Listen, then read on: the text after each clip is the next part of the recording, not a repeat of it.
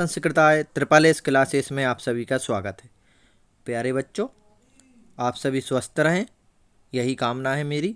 और आज अपन हमारी पाठ्य पुस्तक सेमुसी द्वितीयो भागा 10वीं कक्षा में जो लगी हुई है, इसका प्रथम पाठ पढ़ेंगे। चलिए तो देखते हैं पहला पाठ है प्रथम पाठः शुचि पर्यावरणम, अर्थात अच्छा पर्यावरण, ऐसा पर्यावरण जो अच्छा हो। चलिए अब अपन सबसे पहले पाठ का परिचय पढ़ लेते हैं। अयम पाठः आधुनिक संस्कृत कवये हरिदत्त शर्मणः लसल लतिका इति रचना संग्रहात् संकलितो अस्ति।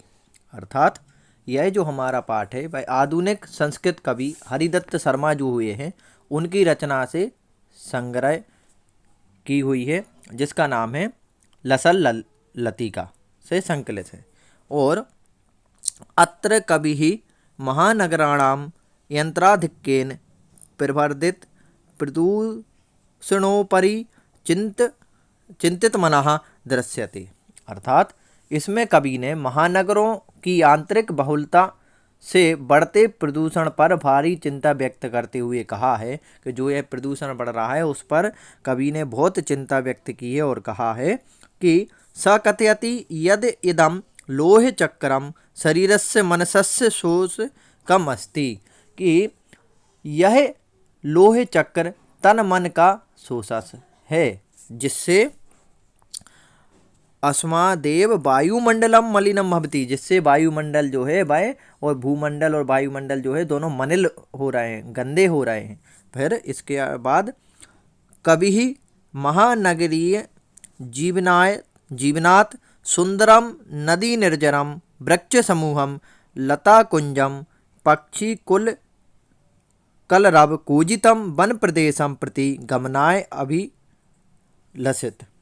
लसती। अर्थात जो कवि है वह बोल रहा है कि महानगरों के जीवन से दूर नदी निर्झर वन समूह लता कुंज एवं पक्षियों से गुंजित वन प्रदेशों की ओर चलने की अभिलाषा व्यक्त करता है। कि इससे अच्छा तो हम जहाँ नदी हो, झरने हों, जहाँ तालाब हों, जहाँ वन समूह हैं वहाँ हम चले जाएं, वहाँ हमें स्वस्थ वायु भी मिलेगी और अच्छा भी लगेगा, क्योंकि पर्यावरण बहुत मलिन होता जा रहा है।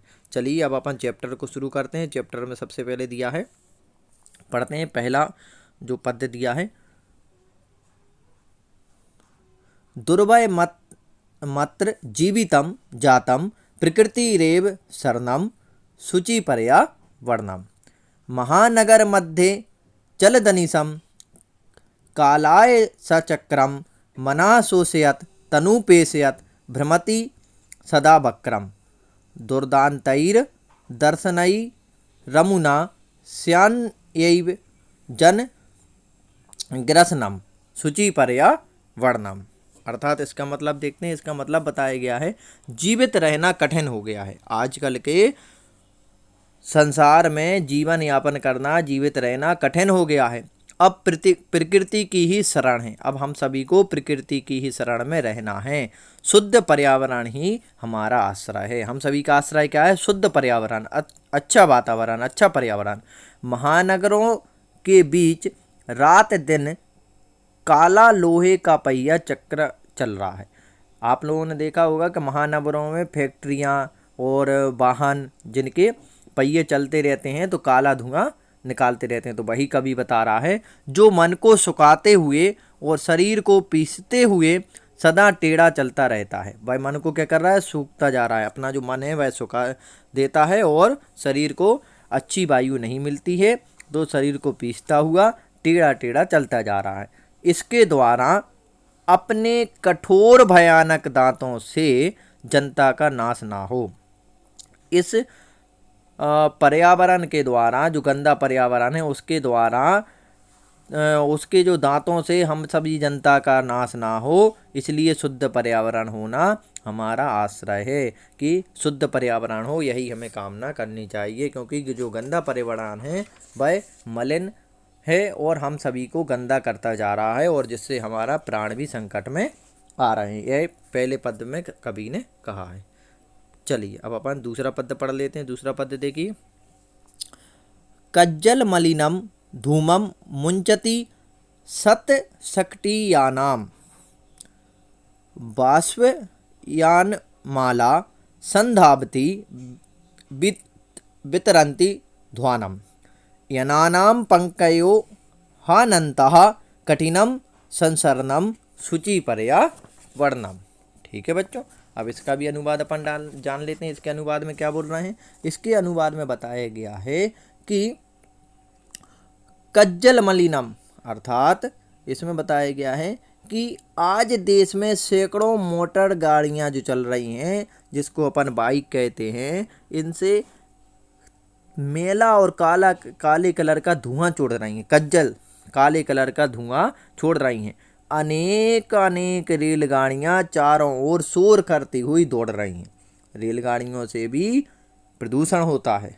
गाड़ियों की पंक्तियां अनंत हैं। गाड़ियों की जहां देखो लाइन लगी रहती है, ट्रैफिक जाम ही जाम लगा रहता है, जिससे चलना कठिन हो गया है।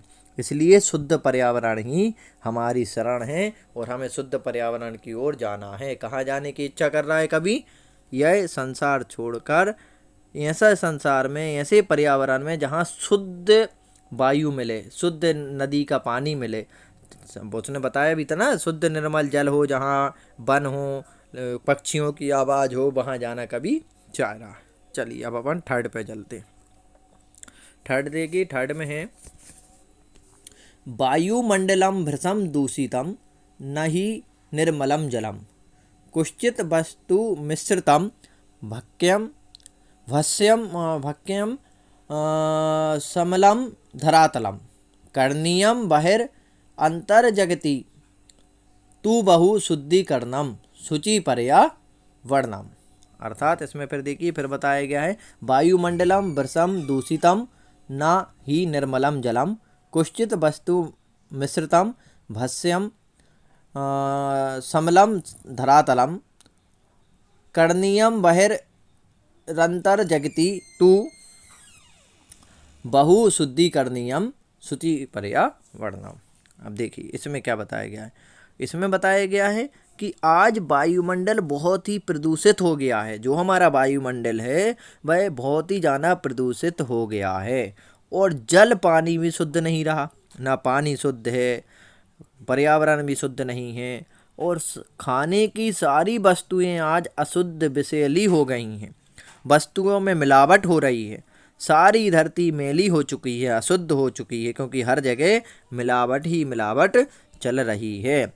फिर आज सभी जगह मिलावट ही मिलावट कर रही है। पर करनीयम बहिर अंतर जगती तू बहु शुद्ध करनीयम, अर्थात इसमें बताया गया है कि हर जगह जहाँ देखो वहाँ देखो, यहाँ वहाँ जहाँ भी देखो तो मेल ही मेल नज़र आता है।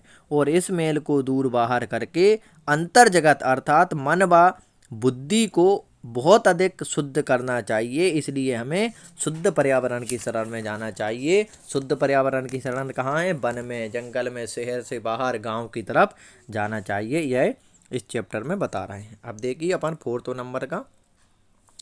फोर्थ नंबर में है कश्चित कालम नय माँ मस्मान नगरात बहुदूरम प्रपश्यामि ग्रामांते निर्झर नदीपयः पूरम एकांते कांतारे क्षणमपि में स्यात् संचरणम शुचिपर्या वर्णम।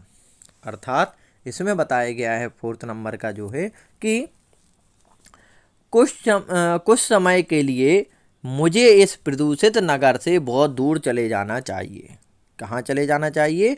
इस नगर से बहुत दूर, जहाँ गांव की सीमा पर जल से भरी हुई नदी और झरने को देख सकूं। जहाँ पर गांव हो और जल से भरी हुई नदी हो, झरने हो, जिनको मैं देख सकूं। निर्जन जंगल में मेरा क्षण भर के लिए भी भ्रमण होवे, भले मैं एक पल के लिए निर्जर वन में घूम सकूं, पर घूम सकूं। इसलिए मुझे शुद्ध पर्यावरण की शरण लेना है। और शुद्ध पर्यावरण कहाँ मिलेगा? गांव में। तो मुझे गांव की ओर जाना है। यह कवि अपनी जो है अभिलाषा रखता है। फिर देखिए नेक्स्ट,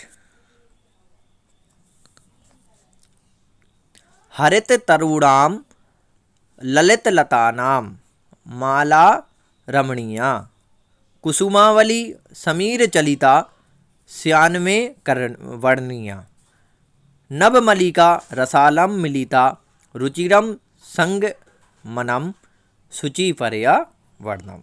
देखिए बहुत अच्छी बात कही है इस पद्य में। इसमें बता रहे हैं हरे भरे वृक्षों की सुंदर लताओं की सुंदर माला, हवा से हिलाई गई फूलों की पंक्ति, जो एक लाइन रहती है फूलों की वह हवा से हिलाई हुई गुच्छे मेरे लिए सुंदर हों।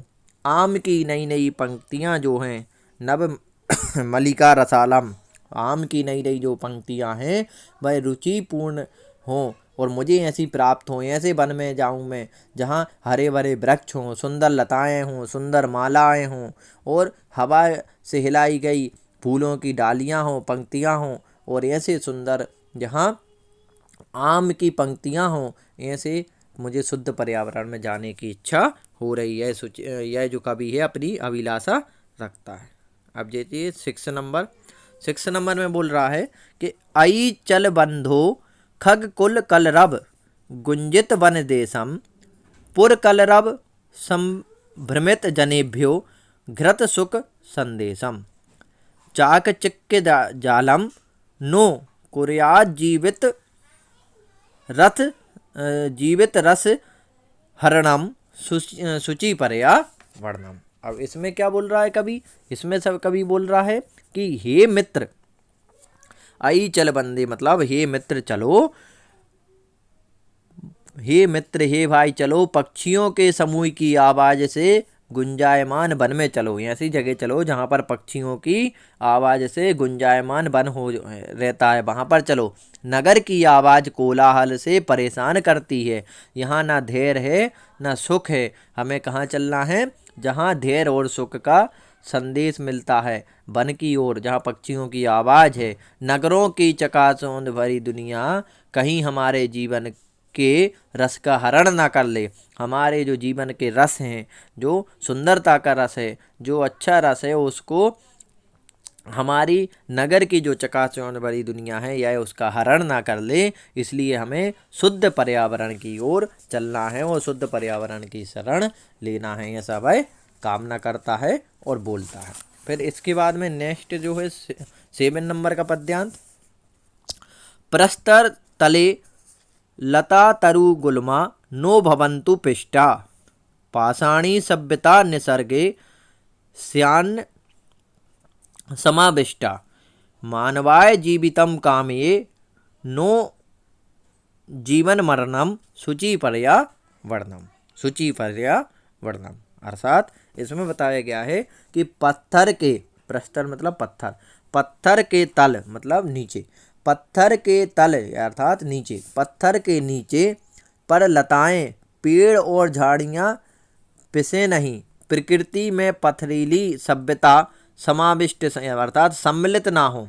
मैं मनुष्य के जीवन की कामना करता हूँ कि जीवित मृत्यु की नहीं, इसलिए शुद्ध पर्यावरण में हमें चलना चाहिए। मैं ऐसी मृत्यु की कामना नहीं करता कि मनुष्य की मृत्यु पर्यावरण के कारण हो। मैं ऐसा चाहता हूँ कि मनुष्य की मृत्यु अच्छी हो, इसलिए हमें अपने पर्यावरण को बचाना चाहिए और हमें शुद्ध पर्यावरण की शरण में चलना चाहिए। वही शुद्ध पर्यावरण हम अपने शहर में भी बना सकते हैं। वृक्षों को लगाएं और वृक्ष नहीं, आप छोटे छोटे पौधे रोपण भी अपने घर में कर सकते हैं। सभी के घर में 1-2 पौधे हों और शाम के समय स्वच्छ पर्यावरण पार्क हो, कहीं भी ऐसी जगह वहाँ पर टहलने के लिए जा सकें, ऐसे स्थान होना चाहिए शहरों में भी इन सब। तो कभी हमें यही बताना चाहता है कि हमें स्वस्थ पर्यावरण में रहना है और रहना चाहिए, जिससे हमारी मृत्यु भी अच्छी हो सके और हमारे जो पीढ़ी है आने वाली वह भी स्वस्थ रह सके। तो इसलिए हमें अधिक से अधिक पेड़ों को लगाने का प्रयास करें और स्वस्थ पर्यावरण में रहने का प्रयास करें। यही कभी इस पाठ के माध्यम से कामना करता है और कहीं उसकी बात बिल्कुल सही भी है, हमें स्वच्छ पर्यावरण में रहना चाहिए। तो चलिए बच्चों, यह वीडियो ज़्यादा लंबी हो रही है, तो अब इसकी जो एक्सरसाइज है वह मैं दूसरी वीडियो में पढ़ाऊंगा, नेक्स्ट पार्ट बनाऊंगा, सेकंड पार्ट। यह वीडियो आपको अच्छी लगी हो तो वीडियो को लाइक करना ना भूलें, वीडियो को लाइक करें। चैनल को जिसने भी अभी तक सब्सक्राइब नहीं किया वह सब्सक्राइब कर ले, जिससे आने वाले वीडियोज़ के नोटिफिकेशन उसको समय समय तक मिलते रहें और आप लोग स्वस्थ रहें, मस्त रहें। जयतु संस्कृतम, जयतु भारत, नमः संस्कृताय।